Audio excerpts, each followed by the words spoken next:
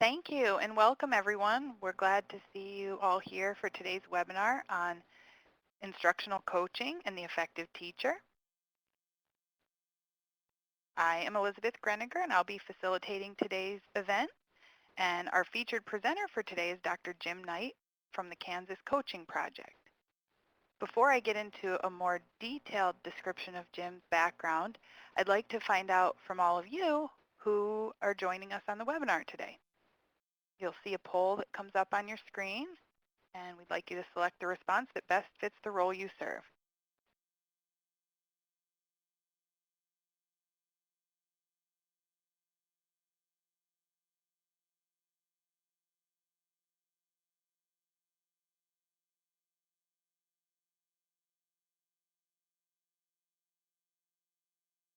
Wonderful to see such a diverse audience today.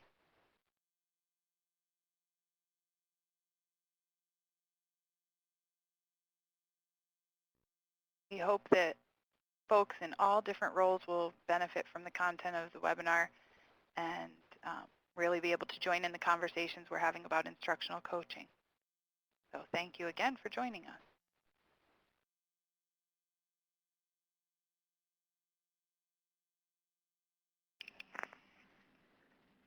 So without further ado, I'd like to introduce Dr. Jim Knight. Jim is the director of the Kansas Coaching Project, which is a program that focuses on research for professional learning and how to improve academic outcomes for students through instructional coaching support. He's a research associate at the University of Kansas Center for Research on Learning. Jim has over 2 decades of studying professional learning and instructional coaching experience. He's co-authored several books on this topic, including Instructional Coaching, a Partnership Approach, and he is the host of Talking About Teaching series on the Teaching Channel. And he also writes a blog called Radical Learners. So at this time, I'd like to turn it over to Jim. Thanks a lot, Elizabeth, and I'm excited to have this conversation and see where we go with these ideas. I really want to encourage people to ask questions and sort of take it from there. I want to address a number of different questions, but I also want to address the questions others of you might have as we work our way through. And so this is a kind of advanced organizer for what we're going to discuss. I want to talk a little bit about research, broadly speaking, around coaching, and part of that is why we would want to use instructional coaching in the first place. Then I want to talk about the components of the partnership approach, which is inherent to the way we go about doing coaching. It's really a way of being. It's the way you approach other people when you are working as a coach, at least as we describe it. And I'll sort of give our rationale and what our research has shown. And then I'll talk about the design and research we've done to kind of pin down the practices of instructional coaches. And it's not to say this is the only way to do it, but I'll explain the process we've gone through and how we've arrived at what we do.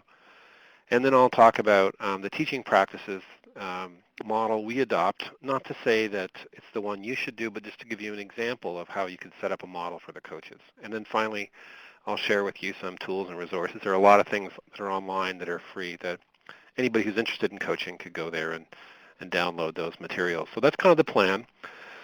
Starting out with the big question, really why, and what does research say? Marshall Goldsmith is probably the leading executive coach in the U.S., certainly one of the people you think of executive coaching. You think of Marshall Goldsmith. He wrote a book that was a bestseller on the New York Times called What Got You There Won't Get You Here, or something, a variation maybe, What Got You Here Won't Get You There. I think that's what the title is. Anyway, he's worked with thousands upon thousands of people, and he decided he wanted to go back and find out, did the work that he was doing actually make any difference? He ended up looking at over 250,000 people, 250,000 people, and he said his conclusion was unequivocal.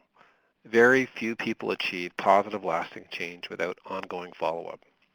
So up front, I'd say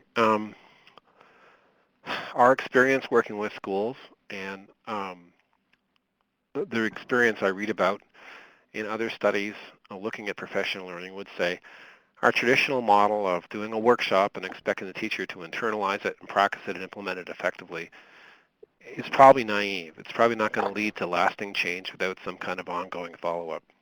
It's not to say workshops aren't a bad idea. They introduce ideas into the system, but they don't really lead to sustained change. You need more than the workshop to bring about change. Um, so I like to talk first off a bit about research and talk about various things we've learned along the way. First off, I'd say it's almost like an equation that improved teaching should improve student learning. There's a couple references there I can give you with respect to that, but I'd like to just give you one simple example of how a coach could help a teacher help students improve their teaching. In the book High Impact Instruction, I talk about Leah Moleskine, who worked with a teacher named Jody. And Jody was a remedial reading teacher. Well, she's a reading teacher, but she had a remedial class to teach. And so Leah, the coach, got together with her and video recorded the class. And when Jody looked at the video, she realized it was taking the kids about 10 minutes to get settled down at the start of the class. The class was only 45 minutes long. So she was losing almost a quarter of the instructional time every day trying to get the kids settled down. They were a difficult group. There was a little hamster in the class called Coco, and all the kids had to go over and talk to Coco before the class started. And some kids really struggled to get engaged. But when they watched the video, they also saw that during guided reading, the kids were really engaged. They were locked in when she was taking them. She was reading these middle school, and she was reading these highly engaging stories like Big Nate and the Wimpy Kid, and giving the kids reading strategies through those books.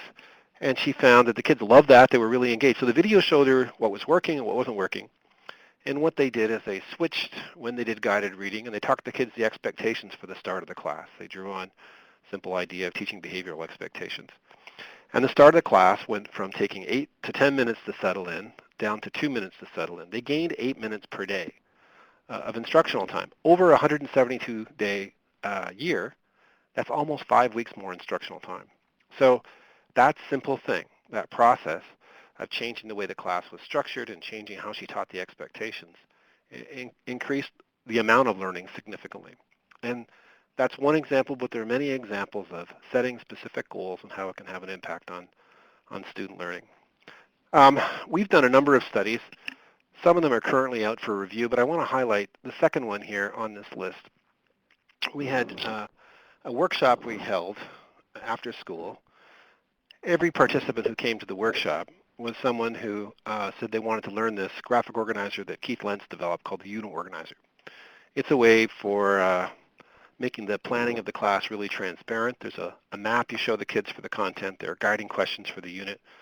And you go back to it every day, so the students always kind of know where they are and they can monitor their progress. And Keith's research on the unit organizer suggests that it's really helpful, particularly for students who are at risk and who have a hard time making connections. It shows the kids the connections. And our informal research has said that the teachers like it because it keeps them organized too. So we interviewed every middle and high school teacher in this school district of about 15,000 students. And we told them about this practice. We said, do you want to learn it or not? If you want to learn it, we're going to do this workshop, and we'll explain it to you, and then you can try it out if you want. And then we randomly assigned the teachers into two groups, one group who had coaching, one group that didn't have coaching, and we had an army of observers go in and watch the class. What we found is, even though everybody who came to the workshop said they wanted to do it, there was only evidence of implementation in about 33% of the classes where there was no coaching. And when people had coaching, implementation was 87%, evidence of implementation. But then we also looked at the quality of implementation. And without going into all the graphs and charts, on a scale of 1 to 10, the quality of implementation in the non-coach classes was about 2 out of 10. And it was between 6 and 7 out of 10 on the coach classes. And we asked them if they're going to continue to use it. And it broke down to about 90+% said they wanted to implement if they had coaching. And I think it was around 30% who said they were going to implement if they hadn't had coaching. That paper is online at a website, and the references are later in this packet, but it's the instructionalcoach.org in the research section. We've done other studies, and probably our most powerful study is out for review right now, where we looked at multiple baseline design, where we're looking at the growth of students, the growth of the change in teaching practices and the change in students before and after a coach is implemented across different baselines. And we found pretty powerful evidence that when you coach, things happen. The research that I enjoy the most is the same research that was involved in developing this little mop here. Probably many of you who are looking at this picture have got a Swiffer in your house. And it's become a billion-dollar industry. And the way it was developed was that a design firm was asked to help figure out what kind of cleaning product could be created to access the market of cleaning at home. And so the design firm video recorded hundreds of hours of people, usually women, cleaning their homes. And they watched the videos to see, well, what's happening here? What's working? What's not working? Where are their problems? And what they saw was the worst part of cleaning was the mop.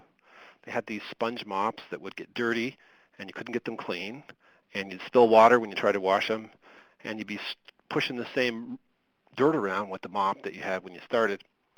And the mop was the worst thing. And they said, if we could make a better mop, that would really be helpful. And then while they're watching the video, they watched this person, and she spilled some coffee grounds as she was taking out the garbage. And so she dampened a paper towel, and she mopped up the coffee grounds.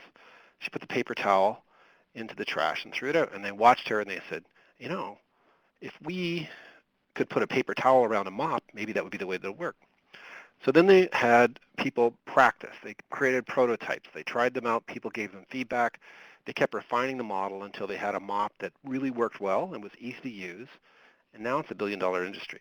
It's grown. And that's what's called design research, where you try something out, you do multiple iterations, and eventually you get to where you want to be. You've got something that works really well. And we've done design research first with coaches in Beaverton, Oregon for 3 years, and now with coaches for 2 years in Othello, Washington. And through that research, we've refined the process, and we've tightened up the way we do goal setting. We've made video an almost essential part of the coaching process. We've tightened up the questions we use to unpack progress towards the goal, and we've simplified the process. So today, one thing I'll be talking about is this business of how we do design research for instructional coaching.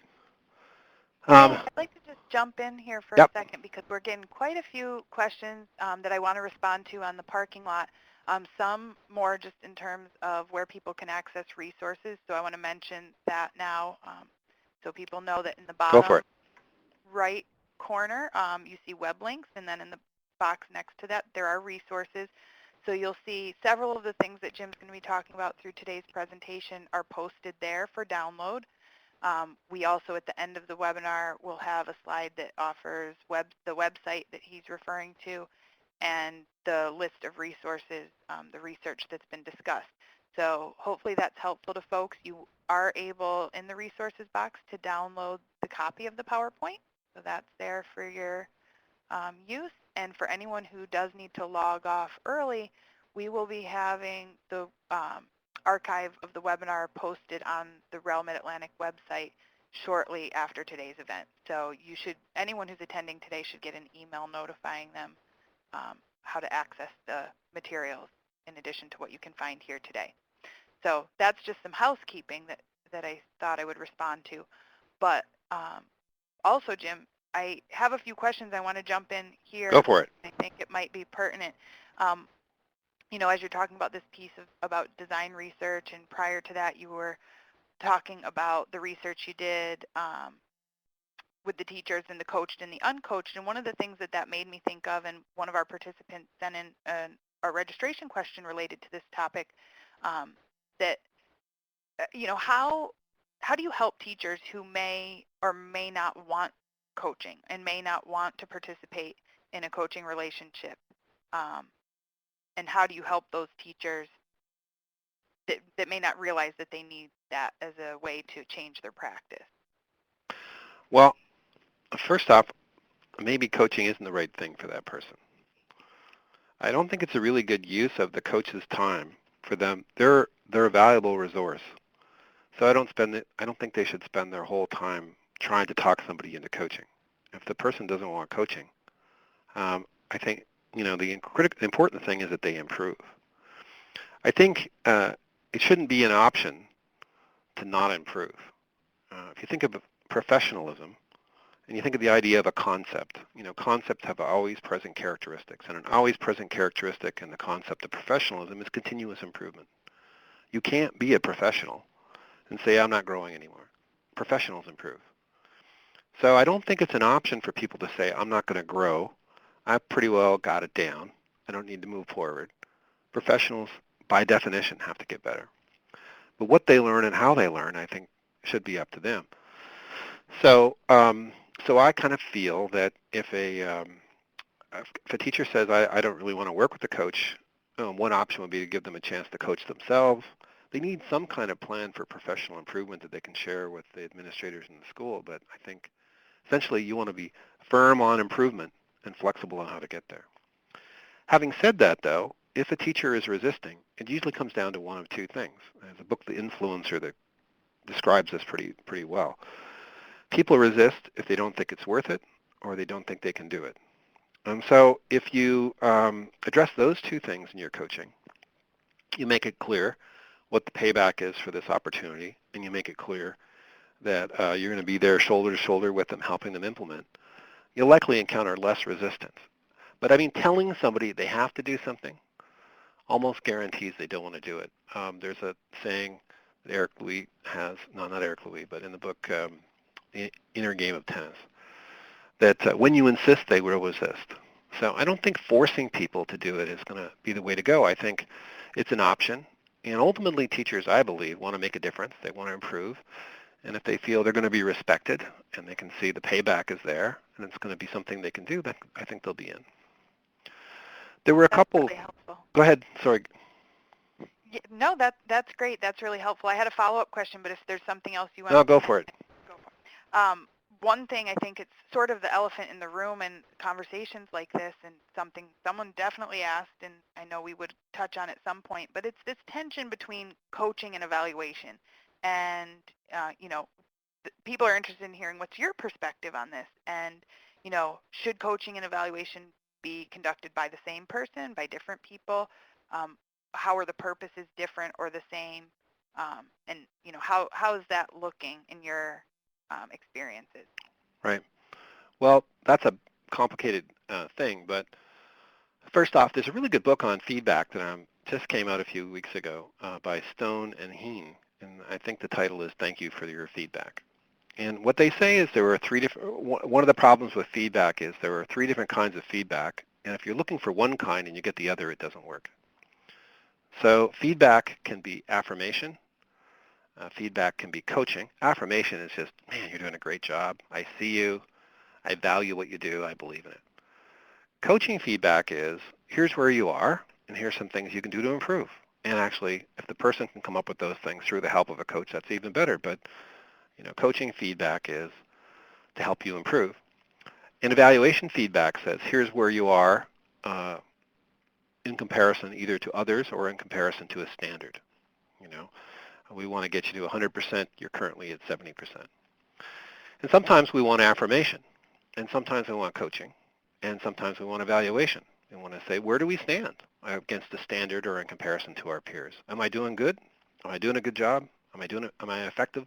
Do I need to improve? And if you're looking for affirmation and you get evaluation, that usually doesn't work. Or if you're looking for affirmation and you get coaching, that doesn't work. Or if you're looking for coaching and you get evaluation, that doesn't work. So the first thing is, those are three different kinds of feedback. And it's important to make sure that the person getting the feedback is getting what they want. And sometimes if you're being evaluated, if the feedback is evaluated and what you want is coaching, it's hard to hear what's being said because you're not getting what you want. The second thing is that people never see principles, generally speaking, as not principles. That is, they see the principle of the evaluator. And so they listen to the feedback from that perspective. And they're often not as candid with the person who evaluates them as they would be with a peer who's a partner, who's non-judgmental. And so most approaches to coaching would suggest that coaching is done in a peer-to-peer situation, not the boss talking to the employee who reports to the boss. The moment you talk to the person you report to, you're careful about what you say. They're going to evaluate me.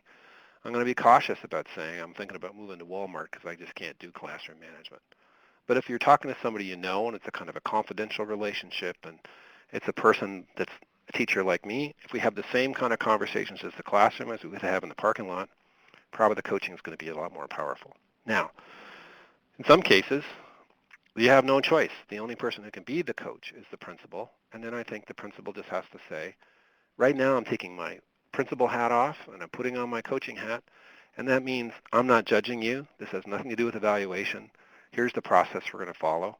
And I'm a teacher like you. We're partners in the process. The trouble is sometimes people won't hear that. They won't see it because they see the principal as the principal. But you do what you can where you are. And if you're the principal and the coach, you just do the best you can by walking the talk in terms of truly being non-evaluative when you have the coaching conversation. Does that make sense, You know, and Elizabeth? yeah, absolutely. And it touches on several of the questions people are asking in the parking lot. And a comment someone made that I agree with is one of the foundations in any coaching relationship, and whether it's a principal, whether it's someone dedicated to coaching, is that relationship building and ensuring that there's a trust and a rapport there. And I think that that's kind of what you were ending with, is that regardless of the role, that is really important, is that people feel that the relationship is valued and that they can get what they need out of it as a teacher. Yeah, Amy Evanston at Harvard wrote a book called Teams, I think. And in the book, she makes the case that there's no learning unless there's psychological safety. And psychological safety means I feel safe kind of confessing my weaknesses. I feel safe saying I tried something and it didn't work. If you don't feel psychologically, with lack of psychological safety on teams, but in a coaching relationship or in any kind of professional situation, it's probably going to lead to, it's probably going to be a learning killer. You need that psychological safety to get there. I saw one more question. I might as well address this one now, which was about confidentiality or anonymity. And I'll just address this and then move on to the next part. But most descriptions of coaching, broadly speaking, executive coaching and other kinds of coaching, coactive coaching, position coaching as a confidential relationship. It's almost kind of therapeutic. When you're a coach, you're privileged to see things. You're privileged to see the person when they let their guard down.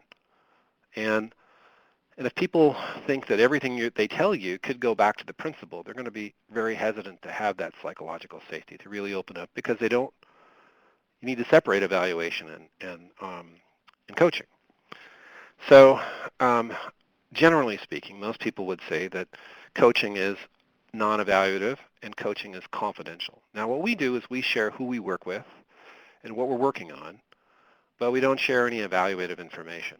Unless the teacher says to us, we want you to go to the principal and show them what the gains have been, and then we sit down with the teacher and the principal and we say, here's what the data says, and the three of us do it together, but it's really clear that what you tell me is just between me and you. But the bigger problem, I think, bigger than confidentiality, is when we say it's confidential and we don't do it that way. And I see a lot of coaches who tell me coaching is confidential, but then they share later on what they're sharing with the principal, and it's violating that. I would rather have the coach tell the teacher anything I see or hear, I'm going to tell the principal if I feel I need to, and have that be the truth than to say it's confidential and have it not being confidential, because people can tell if you're dishonest, even if it's unintentional. So you need to be really clear on what will be shared and what not be shared, and then communicate that across the system, and and you need to stick to it. You can't say one thing and say another. And I think the principal and the coach have to work it out, but it's a simple thing. The less confidential, um, the less comfortable people will be sharing stuff in most settings. There's some schools where the teachers might have no problem sharing stuff, but often that's the case. All of that's really helpful, Jim. I think it's a great time to move ahead to talking a little bit more about instructional coaching and the approach.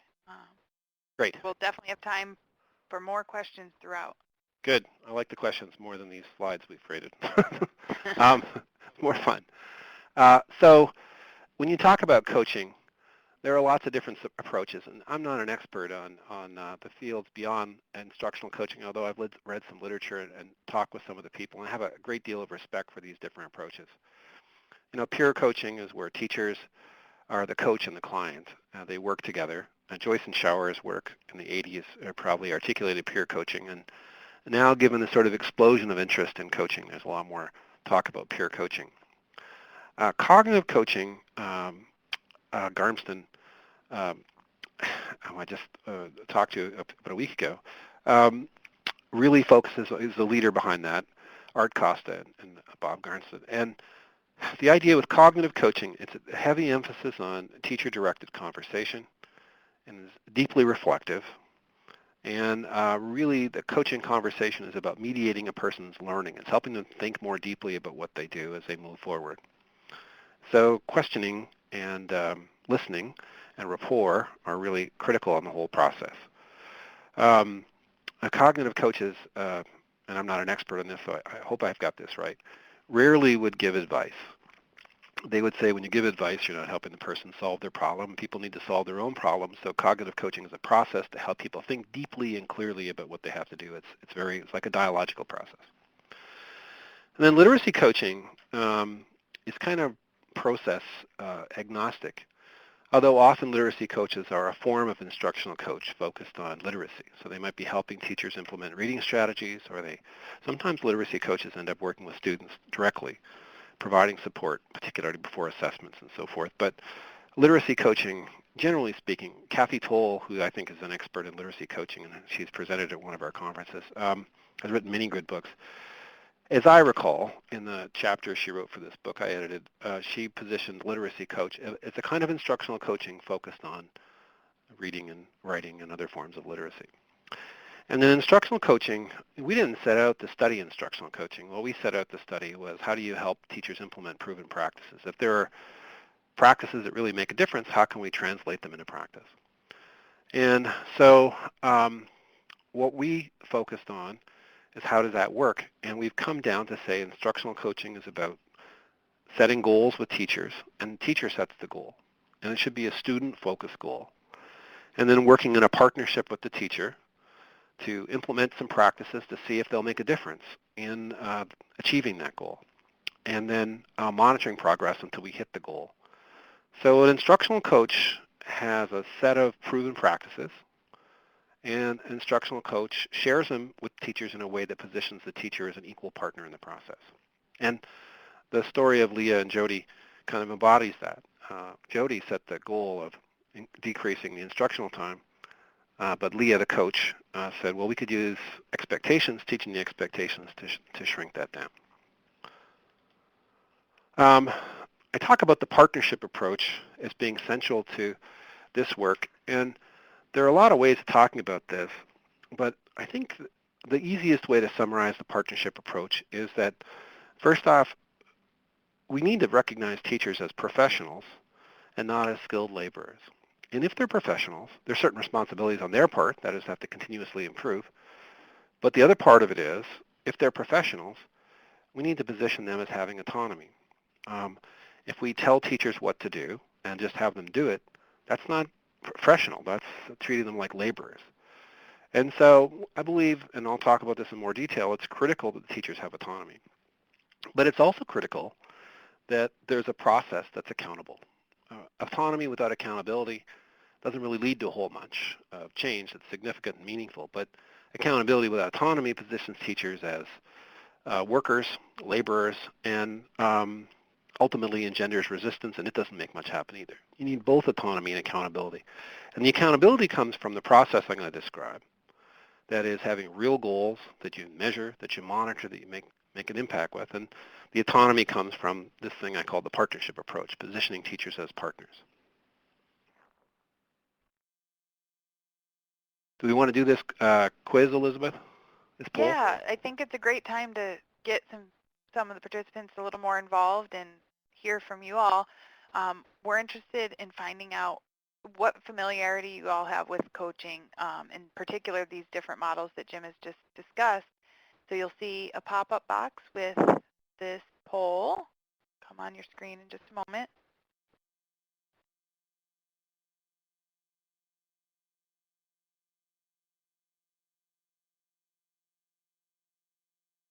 Coming. Okay.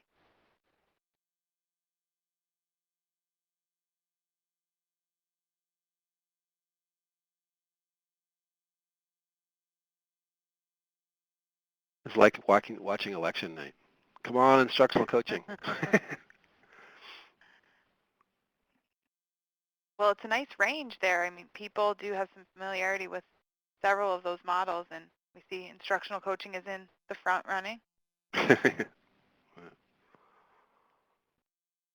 Interesting, a few people really haven't been exposed to any, and then some have a few others, and I know there are several different, maybe less well-known coaching models. Right. This is great. This is helpful to us as we move forward, and um, Jim, you'll take it from here and talking a little bit more specifically about the partnership approach and the work you've done. Great. Thanks. On the website, instructionalcoach.org, and there's two different websites, but instructionalcoach.org in the research section, there's a copy of a paper. It's actually a summary of my dissertation where we looked at the partnership approach. So I won't go into the research except to say that the paper shows that it had really positive impact on people's enjoyment of the learning, how much they learned, the likelihood of implementation, and their engagement during the whole process.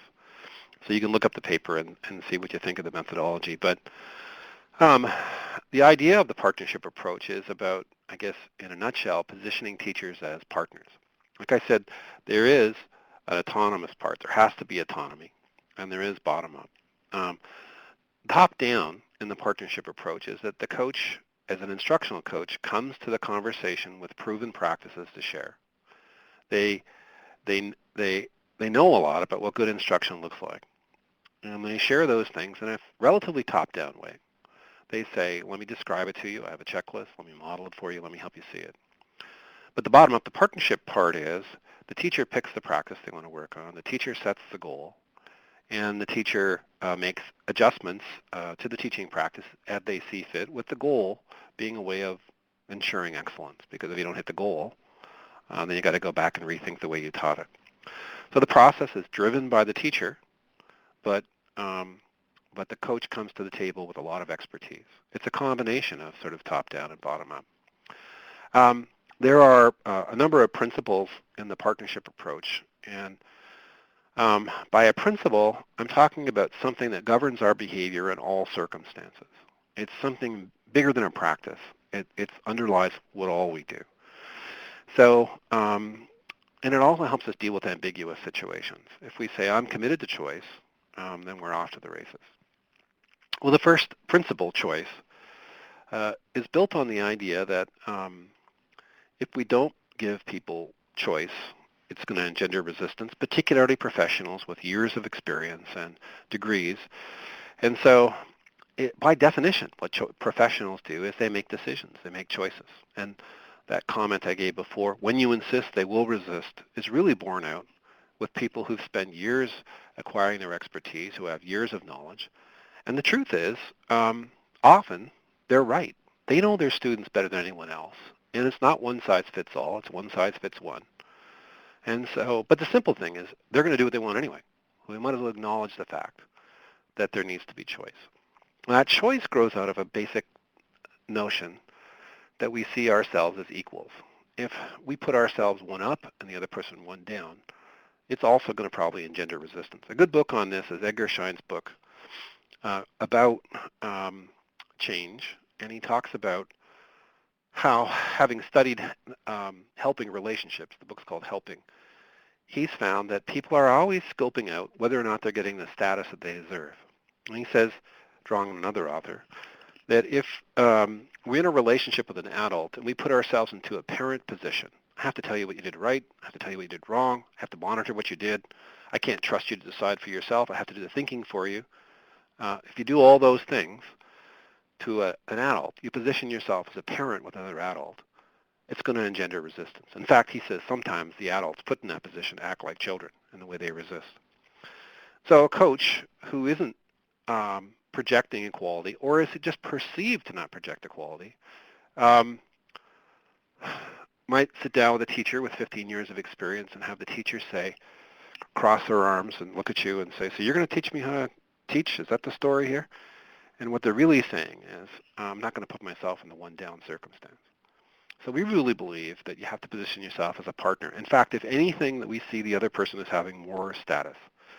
As Daniel Pink says in his new book on sales, he says you have to put the other person in the big chair and you sit in the small chair. A third idea, reflection, without getting into the specifics of it, it's about thinking together, is critical because of the fact that professionals want to do the thinking. Um, Thomas Davenport's book, Thinking for a Living, that talks about knowledge workers like teachers, says the defining characteristic of a knowledge worker is the need for autonomy because they think for a living. And he says thinking for a living engenders thinking for yourself. And when somebody else does the thinking for you, if you're a knowledge worker, you're going to resist. So we see coaching as a partnership where we're thinking partners with the people we work with. It's a meeting of the minds where both brains are actively involved in the process. I'm not just trying to get them to do something. It's the two of us working together. And because of that, our mode of discourse is dialogue. You know, the etymology Bohm tells us of dialogue is meaning flowing back and forth. And a dialogue is a conversation where both people are thinking and talking about it, and they're saying what they think, which leads to voice. I wanted to mention a bit about voice. Shane Lopez is a researcher at the Gallup organization. He wrote a really great book called Making Hope Happen. He's probably the world's leading expert on hope. He does a lot of work with teachers, and what he did is he wanted to find out if teachers were enjoying what they did, essentially. And he looked at, the Gallup organization did a study where they looked at thousands and thousands of evaluations of people on work, and they identified certain characteristics that people need to have in order to feel their job is rewarding. And that came out in a book called First Break All the Rules that Marcus Buckingham wrote. So what Shane wanted to find out is one of those areas was that people feel their voice mattered at work.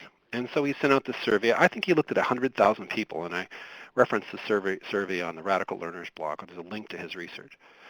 And he asked people, architects, lawyers, doctors, nurses, service workers in the restaurants, truck drivers, construction workers, all kinds of different types of careers, teachers, and said, at work, do you have a voice, and are you listened to, and does your voice matter? And when he looked at all those positions, the career where people felt their voice counted the least was teaching. So the partnership approach is saying, I really want to hear what you have to say. It's not trying to get somebody to do something you want them to do. It's a genuine partnership where the other person's voice really matters. You have a process that'll take you to a good destination, but it really is a partnership. And then that work is focused on real-life application. That's the idea of praxis. Maybe I have a narrow notion of praxis, but it's that whatever we're learning is applied back to the classroom. And when you have those other things, equality, choice, voice, dialogue, it becomes a reciprocal conversation, as an old saying says, when one teaches, two learn. And woven through the other principles is this notion as you go into the conversation as a partner. In a nutshell, with the partnership approach, the idea is that I want to hear what the other person has to say. I'm not trying to talk them into anything. We're engaged as partners, sharing ideas, but doing it in a way that's efficient and effective and that's going to lead to meaningful change for kids. So if you wanted a visual picture of this, and this is kind of drawing on what Parker Palmer says about a third thing. When the coach and teacher get together, they engage in dialogue about a third thing. It's data. It could be formative assessment data. It could be student work. Increasingly for us, given the ubiquity of smartphones, it's video data of what's happening in the classroom. But the two of us get together in this partnership and look at that third thing, data. So I'm not telling the teacher what to do. I'm engaged in a partnership. But once we set a goal, I've got some tools to help them move forward. That's great, Jim. I appreciated hearing your perspective on the different aspects of the partnership approach, and I think that really should help our participants really grasp what we're talking about here. One of the things that jumped out at me in particular was this notion of voice, and so we're interested in hearing from participants today two questions. So the first is going to be a yes, no, and then we would like you to expand a little bit on that. So first we would like to know, do folks believe that most teachers feel their voices are heard in your experience? And the second would be that we're interested in finding what could be done to promote teacher voice at your school or organization where you work most frequently with teachers. So we'll pop those polls right up there.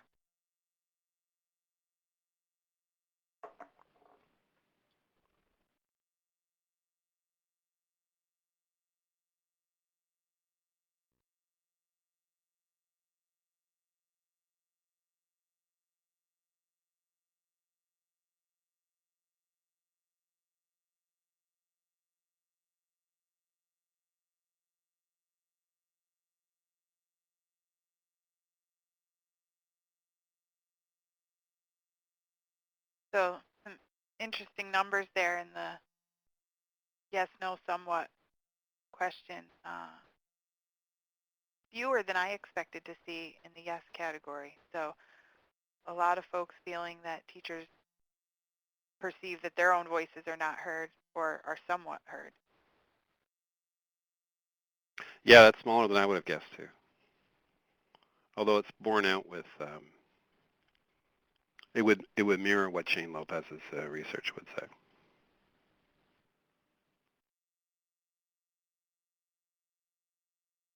And maybe sharing Shane's research biased us in that direction a little. And it's interesting seeing some of the comments that are coming in. You know, folks are saying ask teachers for their ideas and input, making sure they have an appropriate forum, engaging teachers. You know, I think the big thing, if I wanted to sum it up in like one sentence, is do we see teachers as professionals or do we see teachers as skilled laborers? If they're skilled laborers, we just need to teach them what to do and have them do it the way we teach them. But if they're professionals, they need to have a voice, they need to make decisions, and they have to individualize to some extent to what's happening in the classroom. And I don't think we want skilled laborers teaching our kids. I think we want professionals. So to have professionals, you got to treat them like professionals, which means they have a large element of choice. Now, the choice still has to lead to accountable growth. Like I said, choosing not to learn is not a choice. But I think the key question then comes back to simply this: are teachers professionals or are they skilled laborers? And this piece about decision making and allowing teachers to feel that they're partners in the decision making process. I see a couple of folks mention distributed leadership, collaborative leadership, and having that sense of not only that relationship between the teacher and the coach, but also the culture of the school, and that it's throughout the relationships in the building that this is the way we do business, that we share in the decision making, we share ideas. I think that that carries across not only the coaching relationships, but the professional learning situations. Um, do you see that that is maybe a hallmark of schools where coaching is successful? Well, I'll just talk about this from a sort of a slightly different perspective. But the book I just put out is on using video as a part of coaching and evaluation in teams and administration. And um, I asked our coaches in Beaverton, this was during the design study, I said, how did you get teachers to use the video? Because all the time people ask me, how do you get people to do the video? And they said, well, we just asked them and they did it. And I said, well, thanks for nothing. And then I said, well, how did you get them to do it? I mean, why did they do it? And why is it other people are worried about that? And they said, they just did it because they trusted us. And if they didn't trust us, they wouldn't have done it. And so I've come to believe that trust is critical. So video is kind of a litmus test for me. If the teachers don't want to do the video, probably the issue isn't the video. The issue is the lack of trust. And along that lines, what I found is that using video, again, it's just a way of kind of measuring this. It's usually all or none. You have a school where everybody's comfortable, not everybody, but 90% of the teachers are comfortable with video, or you have a school with maybe one or two people will do it, kind of outliers. But it's either one or the other. So I think your point about the psychological safety of the school, and part of that is seeing teachers as professionals is really true. One school is going to look this way or it's going to look that way. And it probably goes back to the whole district, but it's especially different school by school. That makes sense. We're getting quite a lot of comments here, and I think all we'll touch on at some point. I don't know if you want to respond to anything else here in this question, or if you're Feel free, if about you ready. see any you want to point out, Elizabeth, go for it. I'm good with that. or if Yeah, you the think we only should. other kind of theme that I'm seeing here relates to teacher choice, and this is kind of in line with what you're talking about, but teacher choice and professional development, and some folks are saying that they're in places where teachers just don't want any PD. They don't really want to be involved in anything, kind of want to be off in their classroom doing their own thing.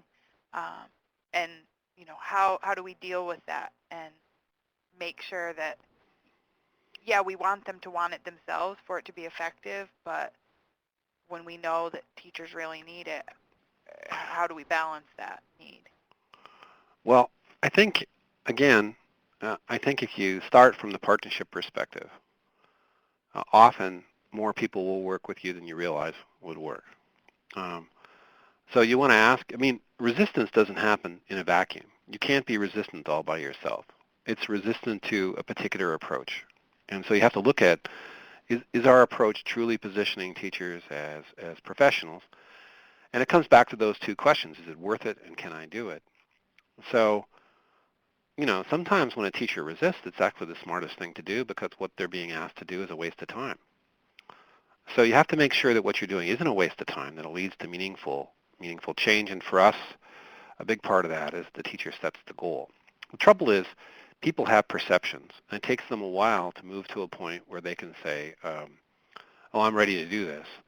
So I think how you roll it out in the system is really key. I think if you, for example, start coaching with only the weakest teachers in the system, then pretty quickly teachers will say, well, I don't want to do that because I'm not one of the weaker teachers. I'm pretty good. And it'll kind of be, it's like the red A or something. You've got a coach, but you must not be a very good teacher. So I think you have to start with the best teachers in the system. You have to do the informal leaders. But your coaches have to know their stuff. They have to be effective, and they have to good. I'll talk about the practices, the things they need to have to be successful, but they have to be successful. And one person who can really lead the charge is the principal, Steve Barkley, who's written a lot about coaching, and I like his work a lot, and he's a great presenter as well. Steve suggests that the principal be one of the first people coached. And so the principal, even if they don't have a class they're responsible for, the principal does a model lesson, has it video recorded, then comes back to class, to the team meeting or the staff meeting, shows the video to the staff, maybe just excerpts of it, and then gets coached right in front of the staff meeting to say, this is what it looks like. I video recorded myself. She's going to take me through coaching just so you can see what it looks like, so you can get a sense of what it is. And if the principal is willing to do it, the message is, I'll do it, and if I'll do it, you can do it too. And it kind of takes away the, you know, edge. It makes it easier to be embraced. Steve says if a principal says to the group, I'm going to show a video of myself teaching, and then I'm going to get coached, um, he says even if you have a group who leave the moment the duty day comes and pack up their stuff, they will stick around to see that process happen. And so I think and then the coaches need to be improving, using video to improve and all those things. So I think you tackle it bit by bit. Um, Coaching is hard to change everybody all at once. It happens one-to-one. I mean, culture is hard to change. It happens one-to-one. So coaching is a vehicle for doing that, getting a few key people, leaders in the district, have them try it out, have more people try it out, and make it happen. I guess the last thing I'd say is I don't think it promotes coaching to do a weaker version of it. I think you want to really make a difference. And so when you sit down with a teacher, you should say, it's going to entail these things. And if this doesn't seem like a good use of your time, then that's okay. You can work in some other way. And work with the people who really want to do it right. And right is a little different for every situation, but nonetheless do it rigorously to have a real goal and really move towards the goal. Because if you do a watered-down version of coaching, pretty quickly people will say, well, I tried that and it really didn't make a difference. You want word of mouth to be, boy, I got an extra 5 weeks of instructional time by working with the instructional coach on how the class started. And it was great, and she respected me and moved forward.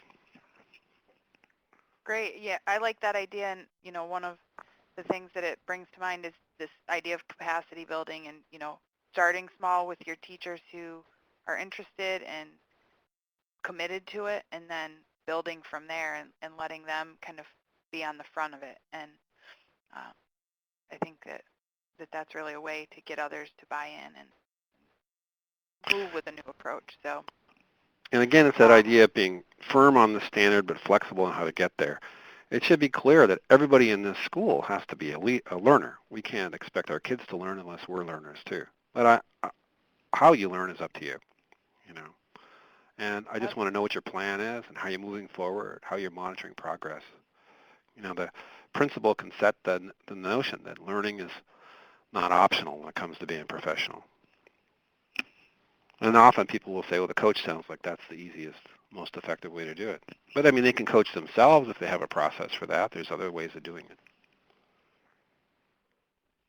All What you right. don't want Well, to have it be is the alternative is a trip to a conference in Hawaii or something. it has to be a legitimate, real change, and here's how we're going to measure it, and here's what we're going to do. It's not just we're going to Vegas for the weekend. Right. So, all right, let's move along to the next section where you're going to tell us a little bit more about what successful coaches do. Alrighty, and this is where our design research comes into play, and where we've kind of refined the process. If you're familiar with instructional coaching, the model of coaching has evolved since then. In fact, the new book is going to be on describing this process. But we've sort of pinned instructional coaching down to these four components, and really the refine and practice part of the process kind of go together. So I'm going to just talk through each of these and give you sort of an example of how we see instructional coaching working. And it's not to say you should do it this way. If what you're doing is working, I wouldn't change a thing. But because we're learning all the time, we're modeling we're revising the model all the time, and hopefully it's much better now than it was, say, 2 years ago, and it'll be better in 2 more years. So it could well be that what you're doing is way better than what we do. But this is where we are right now, primarily through this design research we've been doing. The first part of the process is setting a goal. And when we study coaching, we look at how effective it is. And the way we measure how effective it is whether or not the coach and teacher have set a goal and met the goal. In our opinion, is we do cost analysis of coaching. If the coach and teacher haven't set a goal and there's no evidence of a goal, we don't really think there'll be much of a difference. So what we do is we sit down with a teacher, and often we look at, somehow we get a clear picture of current reality. And we have kind of a vision of what's going on. Now, the easiest way to do that is through video. We video record the class, we have the teacher watch the video, we watch the video, we get together, and we ask a set of questions. And we say, for example, on a scale of 1 to 10, how close was this class to your ideal? And what would have to change to make it closer to your ideal? And what would that look like? And what would your students be doing? And how do we measure that? Well, you want that to be your goal. And would that really matter if that was your goal? And so we'll pin down to a goal that the teacher really wants to get at. And often the goal is teacher talk, student talk, engagement. But you might look at student work and say, here's what I'm seeing in the student work, and I want to make these changes. We might look at, if you're using formative assessment, you might look at outcomes from formative assessment to say, where are the students, what do we need to change? Sometimes the instructional coach helps the teacher set up formative assessment to make that happen, but you need a goal, and you need a way to get there, and then you need a strategy to help you hit the goal. I mentioned Shane Lopez's book, Making Hope Happen. He says hope involves 3 things. You need a goal you're trying to get to, and you need a belief you can hit the goal, and then you need pathways that'll show you how to get there.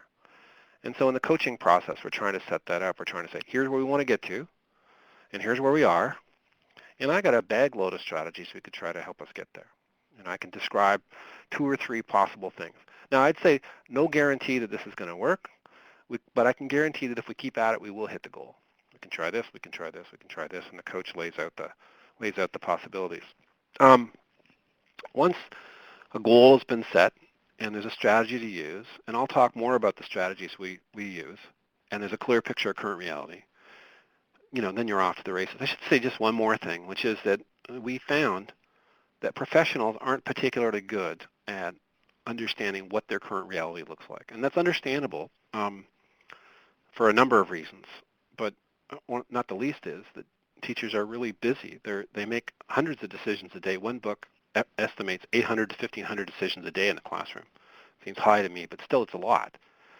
And when you're making all those decisions, it's hard to step back and say, I wonder what's really happening here. And So getting a clear picture of current reality is the launching point for the whole coaching process. And video is a really powerful and easy way to do that. Well, once you've got the strategy, then you need to learn the strategy.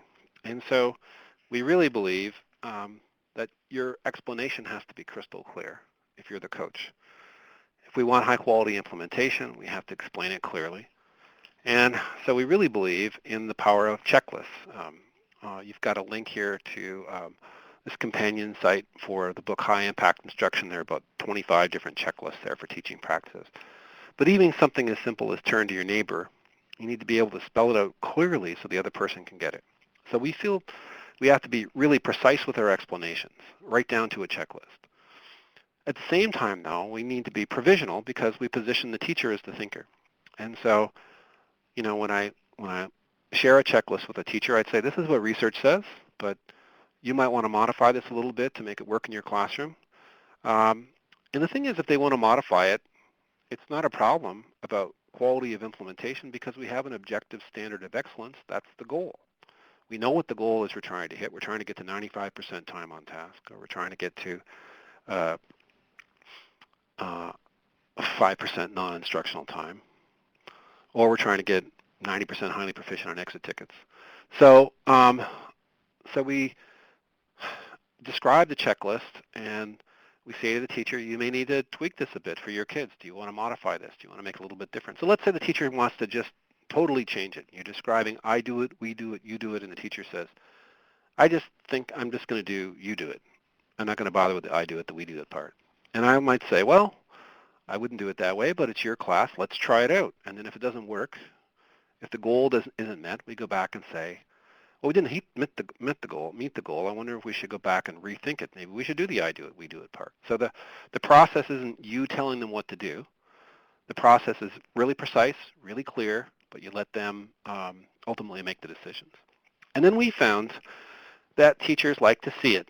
They like to see the practice. It's helpful to see it. And of course, there's a whole body of research on the power of modeling for students and also applies to change. You can see a lot of that in the book, The Influencer, which is a good summary of that research. That people need to see it. So sometimes the coach will model it in the classroom. Sometimes the coach will co-teach a class. Sometimes you'll watch another teacher try it out. Sometimes the coach will model in the classroom without the students there. Sometimes you'll watch a video, or sometimes you do a combination of those things. But somehow the teacher probably wants to see it before they do it. Now, if they haven't set a goal, and if you walk up to a teacher in the hall of the class at school and you say, hey, do you want me to come and model best practice in your classroom? They're not going to be too excited about that. Or they might say, sure, how about all next week? I've got a lot of grading to do. I'll just sit at the back. You can teach. All great. But in those cases, it's not about learning.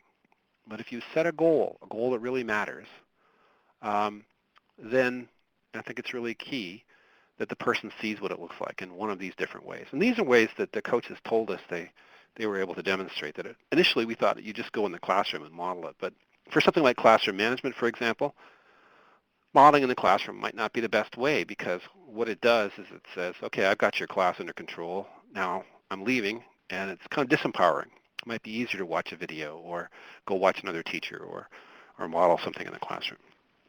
So we've set a goal, a measurable student goal. It has to be a student goal, I think, because if it's a teacher goal, it's not all that powerful. Because let's say my goal is to increase my use of technology, and I start using clickers more often. I don't know if that had an impact on students, but if I set a measurable student goal, usually the goal is related to either attitude, behavior, or achievement, then that becomes an objective standard we have to hit. So then we've got a goal. We've learned about it through checklists, through modeling. Excuse me. Now the teacher tries it out, and she just implements the practice to see if she can hit the goal. And part of it is trying to get good at the practice, get effective at the practice. Part of it is seeing if you hit the goal. And then you step back and say, did we hit the goal or not? And you reflect on what's working and what needs to be modified. So we have a set of simple questions for this. The question is, did you hit the goal? And if yes, do you want to keep refining your use of the practice? Do you want to choose a new goal? Or do you want to take a break? And if we didn't hit the goal, the question is, do you want to revisit how you teach the practice? Do you want to choose a new practice?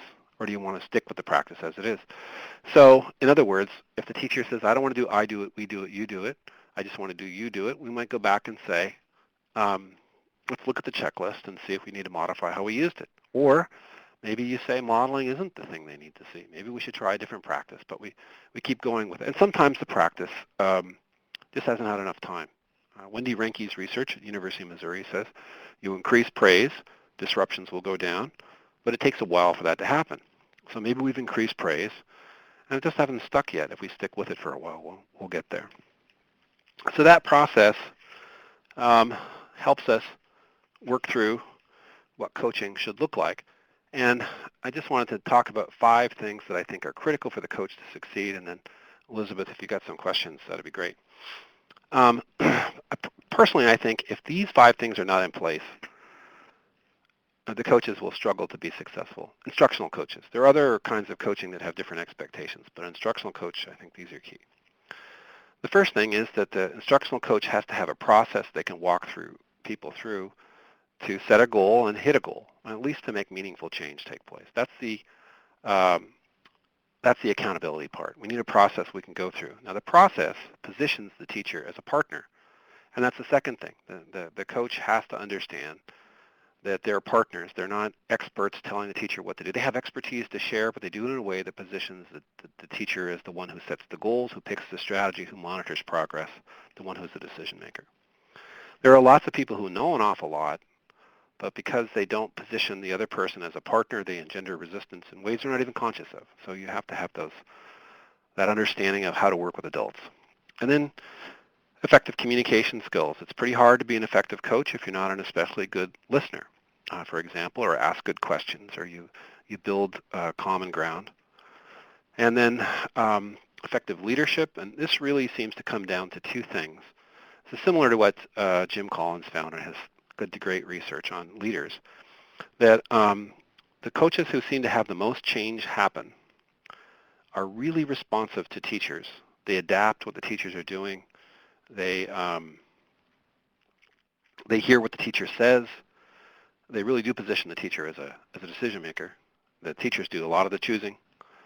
At the same time, though, they're really assertive. They're on top of things. Not assertive in an aggressive way, but they're right on the ball all the time with what's happening. And we found if you have a coach who's assertive without the responsiveness, it's not particularly effective because it engenders resistance. And if you have the responsiveness without the assertiveness, not enough change takes place. And so those things are critical in terms of a coach being effective. They have to understand the process. They know how to partner, the communication, the leadership skills. And then finally, they have to understand the teaching practices, which we'll talk about here in a couple minutes. But if you're going to help me improve, you need to have things to share that will help me hit those goals. You can't just say, well, that's a good goal, have at it. You have to have tools that will help us hit the goal. Thanks so much, Jim. A lot of questions arise that some of the folks have asked and some of the things I'm seeing in the parking lot, but I'm going to try to touch on a few of those before we jump into our next poll. A few questions around, I guess, this idea of how to budget, how to prioritize, and ensure that coaching positions are available in a school or district. So, we had a question about what do you do when there are no paid coaching positions? Okay. Who do you use to do this work? Well, my flippant quick answer is you find the money to hire the coaches. Do you still have athletic coaches when you don't have enough money for instructional coaches? And to me, when you don't have instructional coaches, the question isn't we don't have enough money. The question is what are our priorities? There's money for anything, but when you put money into one area, and really it comes down to ultimately sometimes people's jobs, and that makes it really difficult to make the change. Rather than having to change what people do, we'll stick with what we've got and not put the funds into it. But I also think that ineffective coaching is a bad use of funds. And so those 5 things that I mentioned are really key. I think that one of the things we do workshops on here in Lawrence is on coaching coaches. The coaches need coaches just like anybody else. So So if you're going to have coaching, it does have to be a good use of funds, and that means they need to know. They need to know the practices. They need to know the process. They need to know how to work with adults. They need the communication and leadership. But okay, given that, maybe you're not the one who has a chance, or maybe the board has made decisions and you're stuck with where you are. What do you do? I think one thing to consider is having teachers coach themselves, and this is what I wrote about in the new book on video called Focus on Teaching, is that teachers can video record their class, and I'd suggest they watch the video twice. The first time what they do is they look for, well, they just get used to seeing, nobody ever says to me, I'm much younger and thinner than I thought when they watch themselves on video. Everybody has to go through the process of seeing themselves on video. One teacher we work with who was watching herself on video, she said, who is that fat middle-aged woman and what's she doing? Where are my clothes? But so the first time you watch it, you just get used to seeing yourself, which for a number of reasons, not just appearance, is not that easy to do. But then the second time through, you look for things. And so in the book, I have a whole bunch of different forms, and you can download the forms for free online. You don't have to get the book. But you might look at, for example, positive attention versus corrective attention and try to increase the amount of positive attention. You might look at, are my comments fixed mindset or growth mindset comments? You might look at instructional time or engagement or the level of your questions or the thoughtful responses on the part of kids. There's a whole host of different things you could look for. But once you've got that second watch, then you set a goal and you teach yourself a teaching practice by looking at a book like, it could be Marzano or it could be John Zafir, or it could be High Impact Instruction, to kind of take you to the goal. So you take yourself through the whole process. So if the decision makers can't find the funds, then I think a way to accomplish that is to have the teachers coach themselves. Now, having said that, we're just starting to research that, and I feel less confident about that than I do about instructional coaching, but you do what you can do with what you have. That's really helpful, and I think kind of a secondary question to that, or actually probably a precursor to that question, is really how do we convince maybe administrators, decision makers, school boards that putting the money into coaching is worthwhile? Is there specific data that really speaks to this? I mean, you shared some of that early on with some of the research, but, certainly student outcomes speak to people that, when we can see gains in student, that's really telling. When teachers improve, students improve. Is there anything really pertinent to this conversation that would help make that argument more convincing to those decision makers? Well, I think the main thing is that you're setting measurable goals, and you're hitting those measurable goals. And that, and if it happens that the teacher is comfortable with this, and you can video record what the class was like before and what it's like after, and people can see a picture, sort of a video of what it looks like. Video is a very powerful, persuasive tool. The data is nice, but you can really show, look at how many disruptions there were at the start, and look at how many disruptions there are now. Look at how the class took 10 minutes to start, now it starts within 2 minutes, and you can just see it on video. Then that's pretty powerful. And usually people can pretty clearly see the connection between increased instructional time and increased student achievement, or increased engagement, increased student achievement. But you can also show formative assessments. So the thing is, I think the most powerful way to sell coaching is to make sure your coaching is done really well and that you're setting and hitting goals. And it's hard to sell something if you can't demonstrate that change. And to do that, those 5 things I talked about become key. Understanding the practices, having a process, and so forth.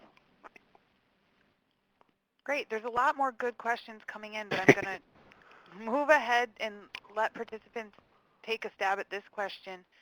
We're interested in hearing from you all about some examples you have of goals that a teacher might learn, practice, and refine. So going back to the previous section that Jim just described, the sequence that a coach takes a teacher through. Talk to us about some goals that you see in classrooms in your work with teachers or yourself as a teacher.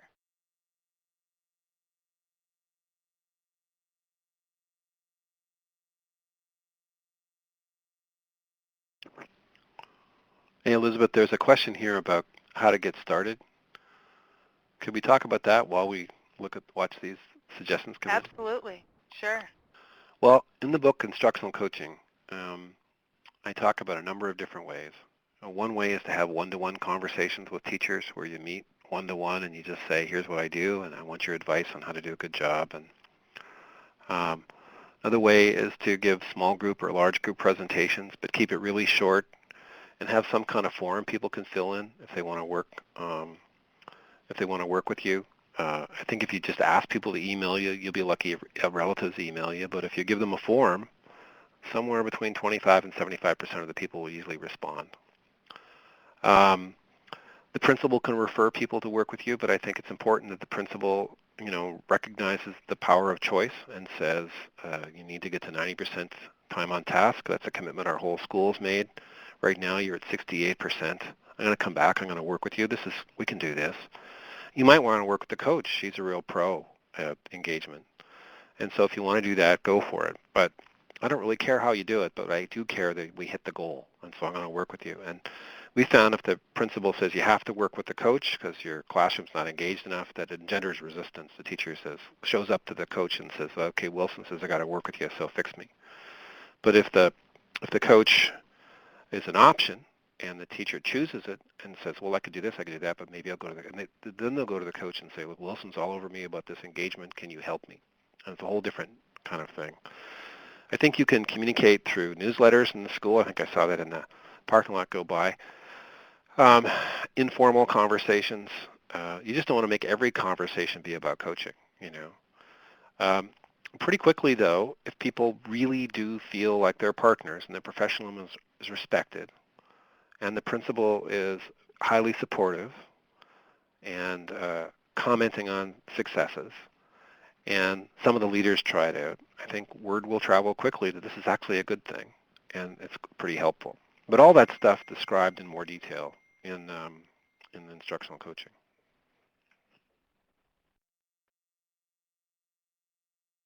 Well, while you've been responding to that question, we've gotten quite a few responses on some examples of goals that teachers might have, and I think the range of responses here illuminates the idea that it's not necessarily what the goal is, but that teachers come up with a goal and it's a goal that they own and feel invested in. I don't know if you want to highlight any that you see here, Jim. Well, I can tell you that half the time when people watch video, they pick engagement. I saw that go by. Instructional targets make sense if you have a way of measuring them, like a formative assessment. Um, uh, some way of measuring student involvement in what's happening. I see that mentioned about compliance. For us, a measurable student goal is something like 95% of exit tickets will show the kids are highly proficient. Non-instructional time is less than 5%. It's really clear, and it's really an objective measure of the students. And it could be a student achievement one. You could do attitude. You could look at journals and say how many kids are writing about how much they've read over the weekend or the holidays, or have a quiz to look at attitudes. But it's usually going to be a measurable outcome of either behavior, which might be the number of disruptions every 10 minutes, or it's going to be achievement, which is often informal assessments or formative assessments, or it could be attitude, which you might get through quizzes or through journal writing or something like that.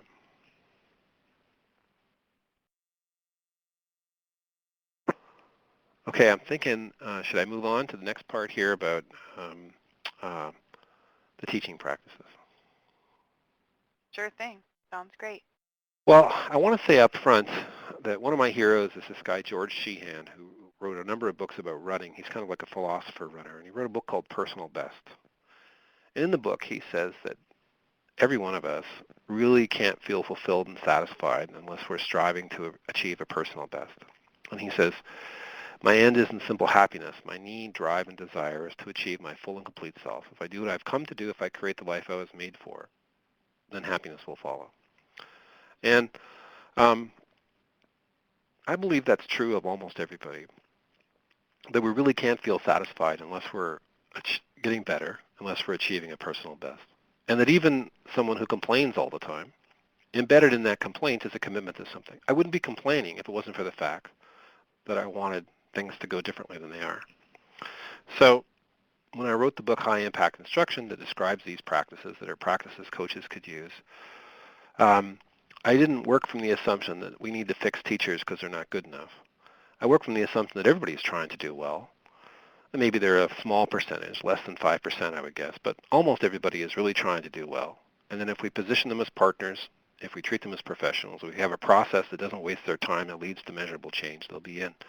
So these teaching practices are working from this assumption that most people want to be good and get better and so forth.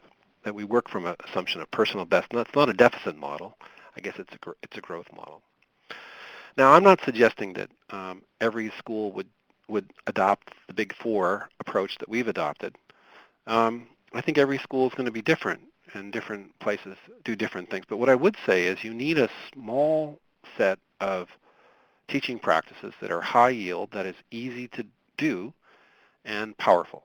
And easy and powerful is the way to describe high impact or high leverage practices. And that those small practices need to be comprehensive in the sense that you address planning and assessment and engaging instruction that leads to mastery of the learning and community building. And that's not your comprehensive thing. And it could be different, but for example, if a teacher is struggling with planning, you need to give them a way to do the planning. If a teacher is struggling with classroom management or the community of the culture of the classroom, they need tools to get you there. So those are, broadly speaking, the parts. And so under content planning, we talk about developing guiding questions, and we talk about developing learning maps. This is kind of a variation on Keith Lentz's Uni-Organizer, and I noticed in the parking lot a lot of people were looking for this. So if you go to the website for the book High Impact Instruction, you can download information about that, or there's a website, instructionalcoaching.com, and in the resources section, there are little mini manuals for each of these teaching practices, and they're all free, and you can share them, give them away for Christmas, whatever you want to do. So under guiding content planning, we talk about developing guiding questions and learning maps for the unit. A learning map is a visual depiction of what's going to be learned, with the goal of having all the kids see the planning sort of transparently. Then under formative assessment, we talk about taking your guiding questions and figuring out the answers and breaking the answers down into measurable components. It's what I call specific proficiencies. Then having some method of assessing those specific proficiencies. Could be any number of checks for understanding. In the book, we've got about 20 different ones. There's some good books on identifying checks for understanding. And then modifying teaching based on what you see. If the kids aren't learning it, then what modifications need to take place? And I don't think it's formative assessment unless teaching is changing. Unless all your kids have mastered it. I mean, formative assessment is about where are the kids now? How are they doing? What modifications can I make to either the way I teach or to the way in which they're learning so they can be more successful? And then in instruction, there are 5 different practices that we use. Thinking prompt is like a case or a video clip or anything you put in front of the students to provoke a high level of engagement and dialogue. It's often a video clip. And then to make that work, you have to have some effective questions, and that really comes down to using the right kind of question in the right circumstance. There's nothing wrong with close-ended, right or wrong questions if your goal is to confirm the kid's understanding. But if you want a dialogue, if you want a reflective conversation, you probably need open-ended opinion questions. And so it defines what those questions are, and then there's a process we use to code the questions. Most people listening in, I'm sure, are experts at cooperative learning, where the kids mediate the learning rather than the teacher, and where there's tight structures, but lots of freedom and autonomy. And then something that's a little unique to our work, I think, is we really believe in the power of stories. We think human beings are storytelling beings, and that we make sense of the world through stories, and so it makes sense for teachers to use stories as part of their instruction. And then authentic learning is really about project-based learning or learning simulations where the kids are doing the learning rather than hearing about it. In the book, I tell this story about a group of students in Colorado who set up a water trough and video recorded what happened and got involved in all kinds of experiences. And they learned an enormous amount. When a person from Rocky Mountain National Park came to answer questions, he said he'd never met, even in university, a more engaged group of students than the ones who were involved in that project. And the last high-impact teaching practice is community building, which is about creating a positive culture for students. When the students walk into the room, there will be a culture. And the question is, do you want the teacher to lead the shaping of the culture, or do you want your most disruptive students to shape the culture? Because there will be certain assumptions about how the room works when people walk through the door. So I talk about culture explicitly, which is about establishing norms. It's about the way the place looks. It's actually looks, sounds, tastes, smells, everything you can sense. And then it's about ensuring that what's articulated as norms are reinforced through action. It's about assumptions, so that ultimately the things that are spoken, the norms, are borne out through a practice, which is about walking the talk yourself and then monitoring the students to make sure they're consistent with those cultural norms. Second thing is about the way teacher power is used in the classroom. And I talk about the importance of power that grows out of all these things, but primarily grows out of a deep respect for students. Um, when we get power, there's ample evidence. A good book that summarizes this is Sutton's book called Good Boss, Bad Boss. When we get power, it's often the case that we start to stop seeing the people who we have power over as human as ourselves. We dehumanize them to some extent. And power over is where we say, do it because I said so, without actually acknowledging that that's a real person. Power with is never losing sight of the fact that maybe these students are smaller than us, but they're just as real as us, just as human as us, and probably their feelings are even more intense than ours. If you remember middle school, it's probably the way it is. Freedom within form is about structured activities. It could be cooperative learning, but it could be things like nominal group technique or affinity diagrams, where the kid's autonomy is really rocking. Kids have lots of freedom to do what they want, but there's a very clear structure. And without the structure, we don't think you can have much freedom. And without the freedom, we don't think the structure is really helpful because it engenders kind of resistance. You need both those things, freedom within form. Form without freedom engenders resistance. Freedom without form, I think it's one author on classroom management who said, it's the naive hope of every new teacher that if I just care enough, everything will work out. It doesn't work that way. You have to have clear structures and freedom. And then most books on classroom management, whether we're talking about Randy Sprick's work or Wong's work or anybody's book about classroom management, is going to talk about the importance of either expectations or procedures. This is what you need to do in terms of explaining to the kids, this is what this activity looks like. And expectations, unlike rules, apply only to a particular activity or a transition. So an expectation might look at the way kids act or talk or move, what we call ATMs. And if the kids are extremely well behaved and there isn't much time wasted, I wouldn't worry about expectations. But if it seems like there's a lot of time being wasted and there's a lot of lack of engagement, then expectations are probably the most important thing. The literature on behavior management over 90 years now, probably the number one finding is if you want kids to act a certain way, you have to be clear on it yourself and then communicate it clearly to the students. And then you need to reinforce it with positive attention. When you see the behavior, my term is you need to be a witness to the good. And there's lots of talk about what kind of positive attention, but just positive attention is the starting point. I've been in a lot of classrooms. I've observed classrooms now around the world. And I've yet to be in a classroom where I said, you know what the problem with this class is? Too much positive attention. But it's often the case that there isn't significant positive attention. It has to be authentic, but it has to be there. And then the final thing is you still need to correct the students. So if people are not consistent with the expectations, if they're violating the expectations or interfering with the teaching or other people's learning, you're going to have to make corrections. And there's a process for getting really clear on your corrections. And coaches can help with all these different things. So the big thing about the Big Four is I'm not suggesting that's the way to go, but I think you need a small number of high leverage practices for an instructional coach to be successful. I did a thing where I video recorded myself presenting, and I watched the video, and I could see there were parts of it that I didn't like, or things I wanted to change, but I didn't have a coach to tell me how to work it through. And so I just kind of looked at the video and went, well, that's too bad. But I didn't have the help, And I think when anybody looks at a video, they're going to see things they can improve. And so the coach's job is to say, well, here are a few things we can do. Remember, hope is a goal and pathways to the goal, and it's a belief you can get there, and the coach can help with all three of those things. but they need to have a practice, something like um, the practices I'm describing here.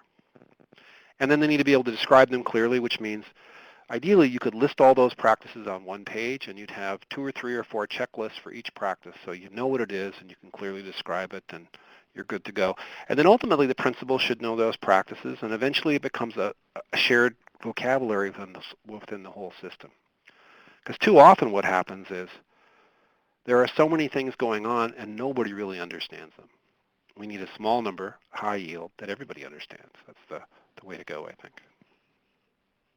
Jim, that's great because I think that to a degree answers Drew's question that he asked a little while ago, um, talking about whether coaches and principals or administrators who are maybe doing evaluation should be speaking the same language. And I think that that's critical, is that we all have the same vocabulary, we have the same eyes on the same goals ultimately, but within the coaching relationship, you're having that flexibility for teachers to craft their way to get there, whereas the evaluation system will be, more directive in the sense of what it's asking teachers to do. But similar language, similar strategies. Well, also, there needs to be a clear understanding, if we're going to do this evaluation, there needs to be a clear understanding of what teaching practices will help address that. So if you're doing Danielson's framework and you look at the learning environment part, you need to have some strategies. If somebody's getting a low score on that, it's not enough to say, fix it. You need to be able to say, here's what your score is and here's how you can move forward. And I should just say briefly that our experience has been teacher evaluation. What people have told us in interviews, it's often not very successful. I work with a assistant principal in Texas, and he said, if nobody cries and nobody gets mad, the person I'm evaluating, if they don't cry or they don't get mad, then I feel it's gone pretty well. Well, that's a pretty low standard of excellence.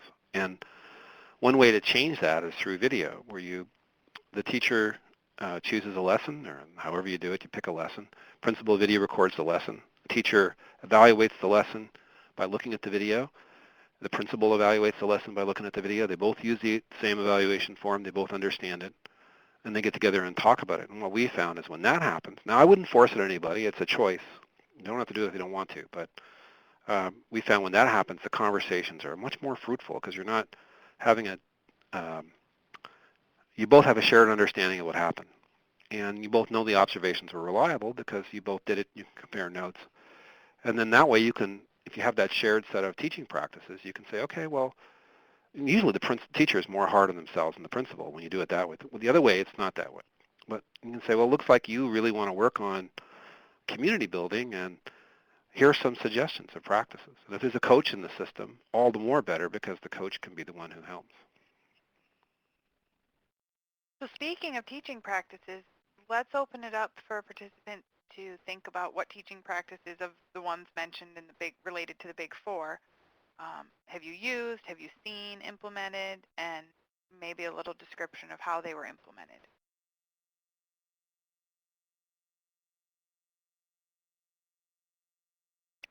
And Jim, while they're responding to that, I have a few other questions that people have been asking. Great. There's kind of a series of questions related to the length of the coaching relationship, the sustainability. So how to develop a coaching relationship that can be long-term and not just I see you 3 times and that's it. Something that's sustainable over time. And to maybe piggyback off of that, how often should coaching occur for it to be effective and worthwhile? Well, I'd say that the critical thing is the goal. And so once you have a goal, then you do as much coaching as necessary to hit the goal. And you may have a goal that only takes a couple visits and hit the goal, then you pick something else, or you take a break, or you stick with it for a while. Or it could take a long time to hit the goal, depending on what the goal is. If you have a new teacher who is really struggling with building a positive learning community, there's a lot of disruptions. That could take you a lot of time, and you might need to be in the classroom a lot. If you have a teacher who's really wanting the kids to understand comparison and contrast, And so she's going to use a couple different graphic organizers, and you share the graphic organizers. It might not take so much time. But I can tell you from our most recent study, the design study, that as the teachers and coaches work together, it seems to take about 6 hours on average to go from the starting point to actually hitting the goal. As far as how often you can meet, I think you should meet as frequently as possible, bearing in mind that the purpose of the conversation is to hit the goal, not just to meet.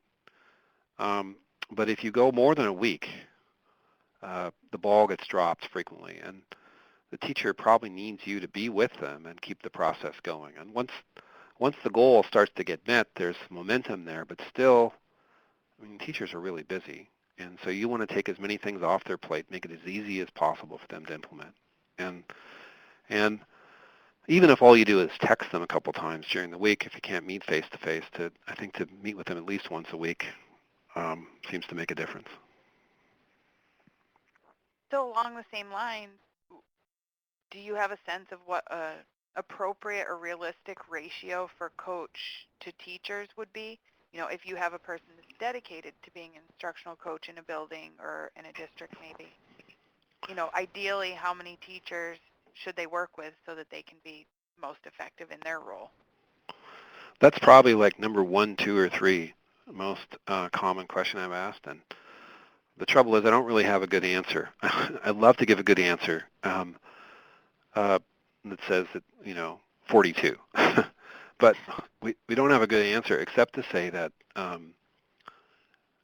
I think it's really important that the teachers are hitting the goals, and if the coach is working with so many people that nobody's hitting the goals, then the process needs to be changed. Because if you don't hit the goals, you don't set and hit goals, then you're not affecting meaningful change, and eventually it won't be worth it. Um, so I, over a whole semester, you can work with different teachers, and I think it's ideally you would have one teacher per one school, depending on the size of the school. If they're in different schools, it's just a fair bit of wasted time, and also if you're in different schools, you're not a member of the school in the same way. If you work in one school, you're a tiger, I'm a tiger, we're all tigers, But if you're not in the school, it's not quite the same. But I think that the simple answer to the question is, are the teachers setting and hitting goals? And if not, maybe we're trying to do too much. Now, if your coach has got a limited amount of time, they're one coach and they're responsible for 400 teachers or something, then I think maybe what the coach would consider is trying to set up self-coaching to facilitate that process and check in briefly, but to go through that's the focus on teaching thing, go through, how teachers can, and maybe they have small team meetings and they discuss it and they work it through, but I haven't studied that anywhere nearly as carefully as we've looked at instructional coaching. So I can't honestly say I know that'll work. I just think it's, you do what you can do given what you've got. Right. And maybe try to pair teachers in some way to support one another. I mean, if resources are an issue and time is an issue, try to get Well, that support wherever it can come from. the only trouble with that is that, all the things I said about how you coach other people, about positioning yourself as a partner and communication skills, in particular those two things, is, if a teacher sees themselves as an expert in the way they relate to other people and they talk down, it's not going to be helpful. If the teacher doesn't have good communication skills. Um, so I think you're going to want to develop coaching skills if teachers are coaching each other. I'm not an expert on peer coaching, but my reaction would be just, we found coaches with training sometimes struggle to establish healthy relationships, and so just throwing teachers together without a lot of care, I think I'd be cautious about that.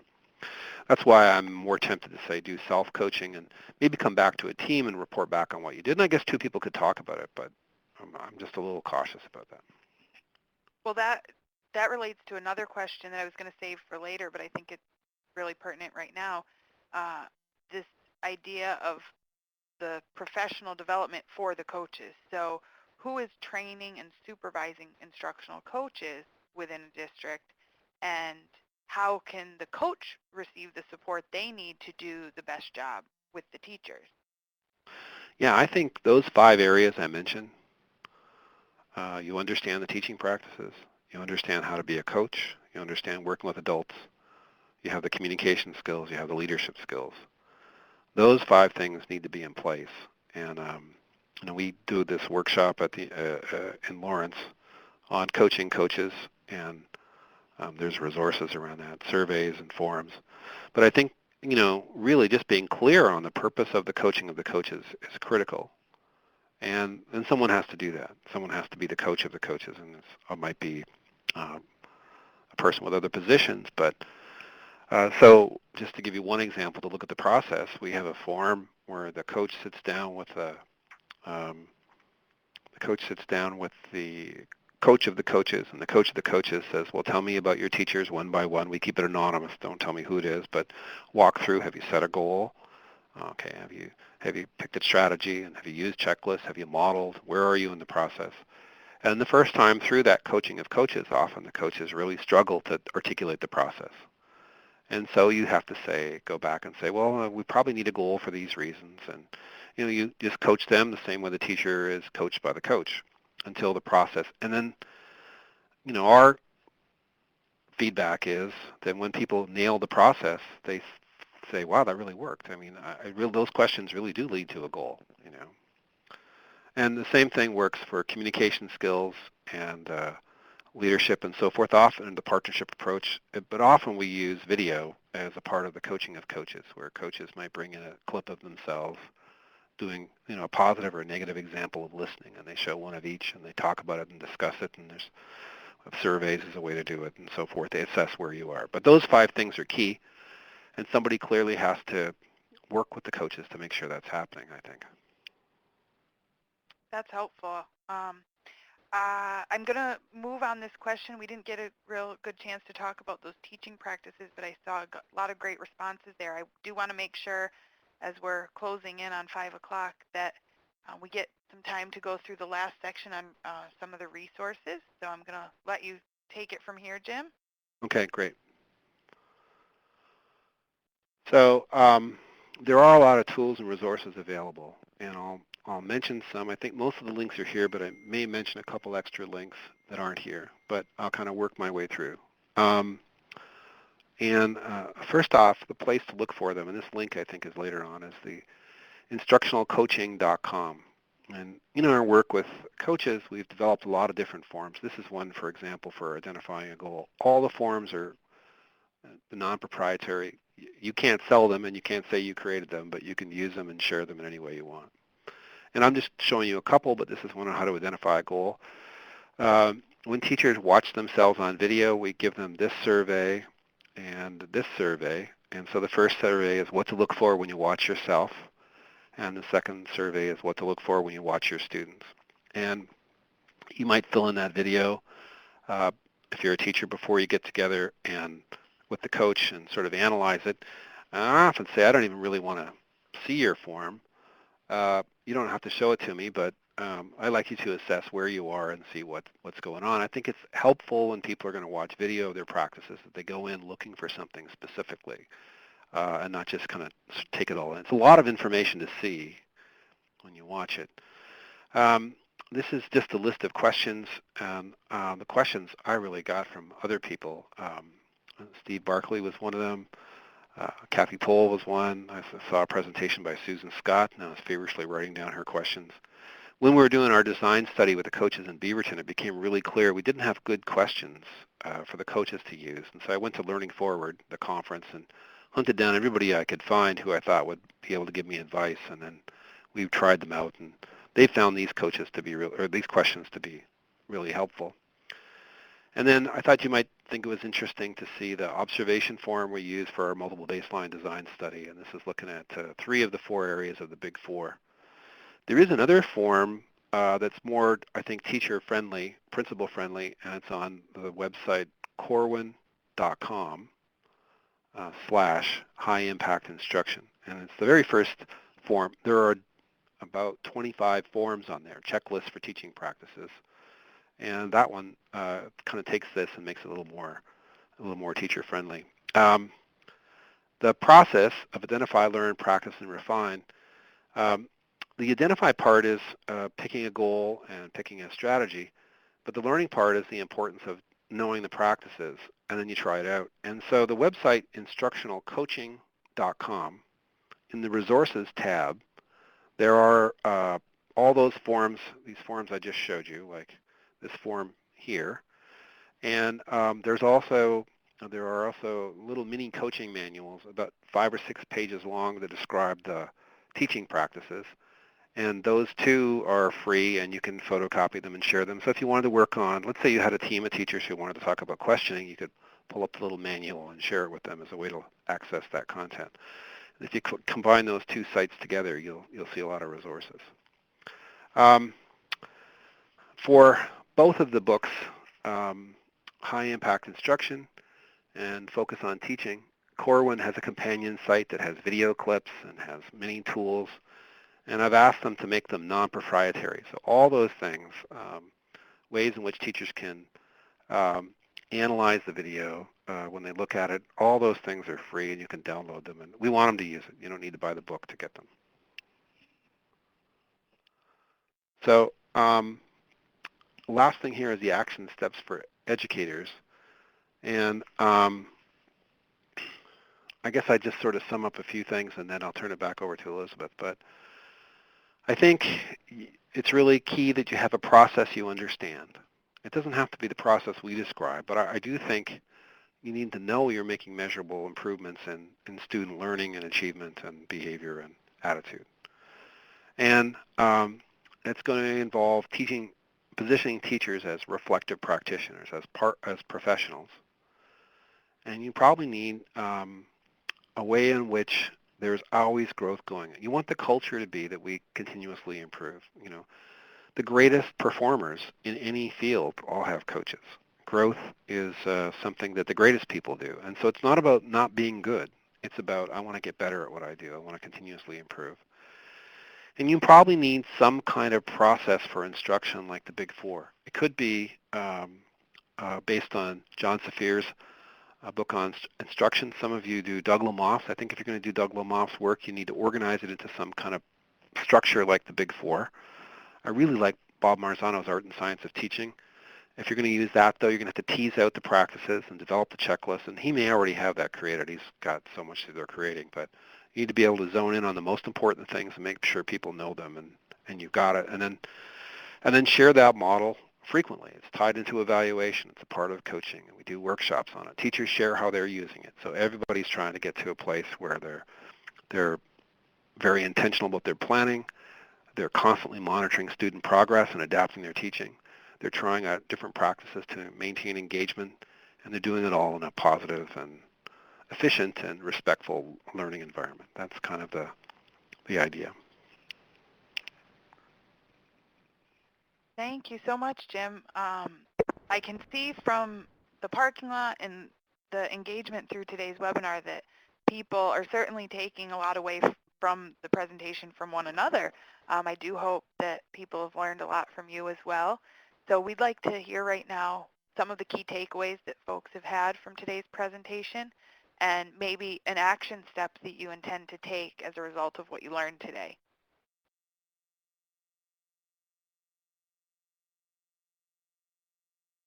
And again, while we're having people respond to that, I have a few more questions that I think we can address. Great. We're getting to the close of our second hour, and I want to make sure we get to as many questions that people have posed as possible. One thing someone was asking early on was related to coaching at different levels. So how might a coaching relationship or experience look in an elementary school versus a high school? Do you see differences? Should it look different?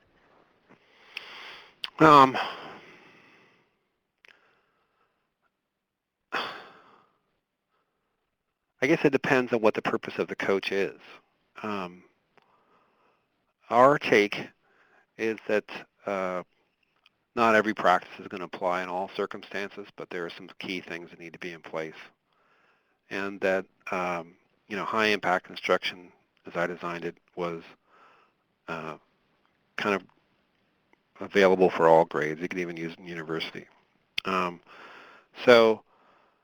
my temptation is to say, um, you just want to make sure that what you're sharing helps teachers hit their goals and it really works, and you got to continuously monitor what it is. But I will tell you that what we've heard in our work with coaches that um, not surprisingly, middle school teachers respond better to other middle school coaches. High school teachers respond better to high school teachers, and elementary school teachers respond better to elementary. And so it is a little tougher, I think, for a coach to kind of move into a field that they're not most familiar with in terms of the grade level. Doesn't mean it can't be done. If you help teachers improve and help them save time and reach more kids, word will spread. People want to work with you, wherever you are. But they'll be quicker to comment if it's not working in many cases if you're not from that grade level. And and there is some truth to that. I mean, middle school is a lot different than high school or elementary school. So that's my quick response. Sometimes people wonder about content knowledge. Do you need to be an English teacher to coach English teachers? And a lot of people think you do. Now, the International Reading Association, I sat on a committee to help create standards, and there were content experts from all fields there. And the opinion of that team was pretty strongly you need to know your content area if you're going to coach in it. But I think it depends on what you're coaching. I mean, if what you're coaching is content, clearly you need to know the content. But what if your coaching is instructional practices?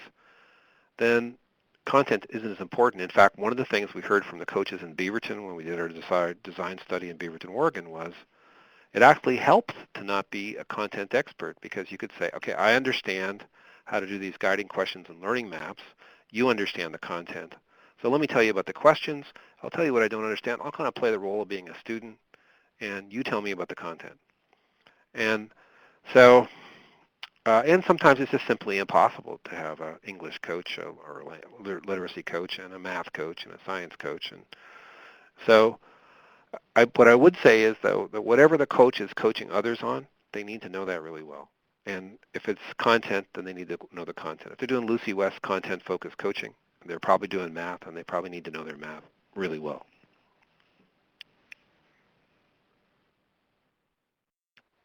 A lot of the takeaways, I'm seeing great things here related to goals. Um, that emphasis came out loud and clear in your message today. And the big four, people are taking away the messages there on the instructional strategies. Um, the idea of a partnership and ensuring that relationship is strong and that the coach and the teacher are partners in this endeavor. People are grateful for your resources, Jim, and I see quite a few people who have read your work prior to today's session, and I would venture to say several are going to be taking a look at your website and your blog and looking out for your books. So it's been Yeah, a really I think great. the main go-to place would be instructionalcoaching.com, and just click on the resources, and there'll be more too. I mean, sometime in the next couple of weeks, we'll put all our forms up for coaching coaches, the ones we use in our workshops. But um, we want people. I mean, we think this makes a difference in kids' lives, and we want people to do it. So we want to get it out there. So one note for participants, we will be providing an FAQ document probably in about a week. That'll be posted on the website, the REL Mid-Atlantic website, which you'll get a link through the follow-up email. And that will have a summary of the questions that Jim responded to today, and will include a list of the resources, both those that we've already shared, web links and that type of thing, and also any of the other ones that folks have suggested here in today's webinar. So that'll be a comprehensive list for you all to check back for. One thing that you'll see a link in just a few minutes on a future slide, but we also have a forum where we invite you to come back and continue this conversation with one another on the topic of coaching or on any of our other topics of our events that have either happened already or ones that are up and coming. So we value the relationship you're all building with one another and wanting to continue that and ensure that you're building on the knowledge that others have in their experiences across the states, and feel that that's a good use of this time as well. So It looks here, Jim, I don't know if you want to comment on any of the action steps folks are planning to take. We got quite a few here. Um, Well, I'm grateful for people's kind words. We're all trying to do the same thing. We're all just trying to, it makes a big difference. We can make a big difference in kids' lives, and we're all just trying to do the same thing. So I'm grateful for what people say and grateful for what they're doing too. We're all in the same boat.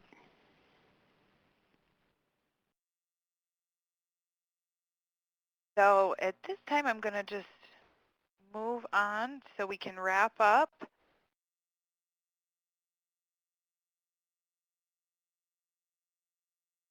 I think we've gotten through most of our questions that have come in, but I want to open it up in case there's any stragglers and a question someone didn't get answered today. We'll take about 2 to 3 minutes to take care of those if there are any. Yeah, my email's up there too, so don't hesitate to send an email if you got the question. If your question didn't get answered, I'm happy to try it that way.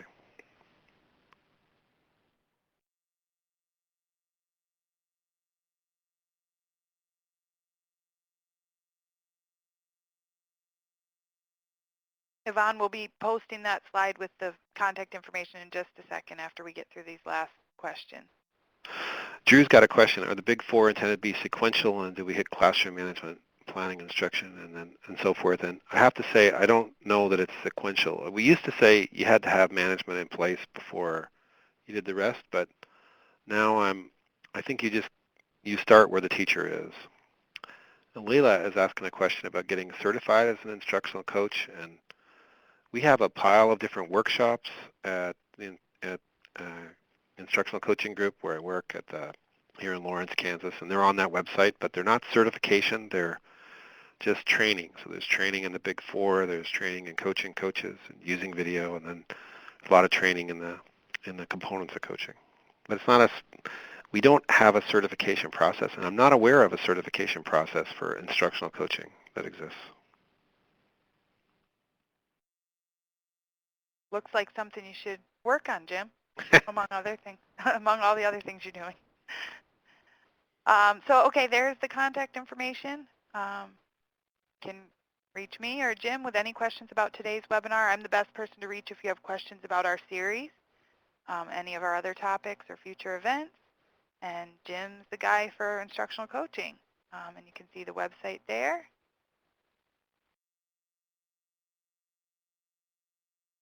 And some of our upcoming webinars, we have an Ask an Expert online chat series, which is a follow-up to last year's Teacher Effectiveness series. So next week, 2 weeks, we'll be working with Dr. Hilda Borko from Stanford and spending some time talking to her about professional development.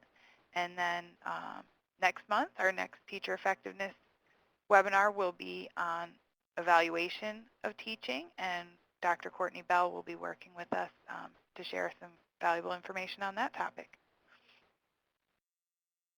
We value your input, so we hope you'll take a few minutes to go to our survey. You'll see that down in the web links, and that gives us a lot of great information so we can improve on our series and ensure that we're meeting your needs. We value that input, so that should open for you.